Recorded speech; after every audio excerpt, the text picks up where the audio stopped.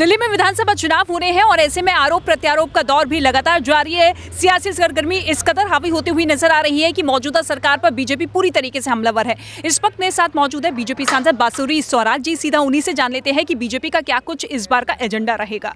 ऐसा लग रहा है जैसे माननीय केजरीवाल जी अब चुनावी जुमलों से उठकर चुनावी छलावों में पड़ गए हैं। एक झूठ का पर्दाफाश तो मीडिया के बंधुओं के थ्रू ही हुआ। कल इन्होंने बहुत बड़ा दावा करा कि चंद्रा जी जो किदवई नगर में रहती उनका वोट कट हो गया।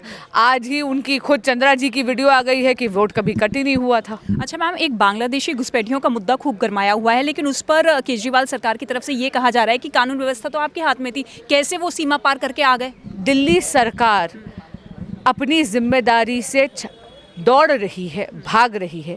और क्योंकि आपने ये देखा होगा कि जब इलेक्शन कमीशन इलीगल माइग्रेंट्स और इलीगल रोहिंग्यास की वोट काटता है वेरिफिकेशन प्रोसेस के बाद, ड्यू प्रोसेस के बाद, तो सबसे ज़्यादा दर्द और आपत्ति केवल आम आदमी पार्टी के शीर्ष नेतृत्व को होती है।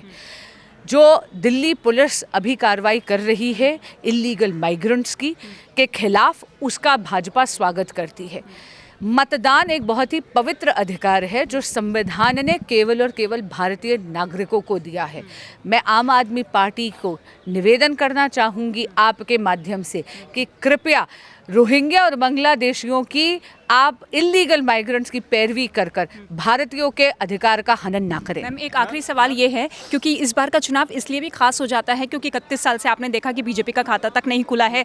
मोदी लहर भी हमने देखी 2014, 2019, फिर 2020 का इलेक्शन दिल्ली का आया, लेकिन इसके बावजूद बीजेपी की सरकार नहीं बनी।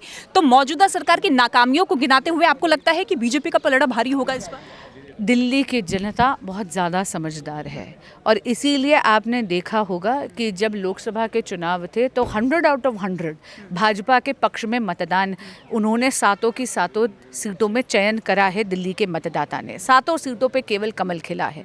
अब मैं आपको बताती हूँ, आगामी विधानसभा चुनाव में भी दिल्ली का मतदाता टूटे हुए वादों का दंश सहकर थक गया है। दिल्ली की जनता बहाने नहीं बदलाव चाहती है, दिल्ली में भाजपा सरकार चाहती है। बहुत बहुत शुक्रिया हमारे साथ जुड़ने के लिए। तो बदलाव चाहती है दिल्ली की जनता, लेकिन दिल्ली की जनता इस पर कितना विश्वास करेगी वो आने वाला चुनाव बताएगा। फिलहाल मुझे दीजिए इजाजत। कैमरा पर्सन अखिल के साथ मैं ऋतिका सिंह।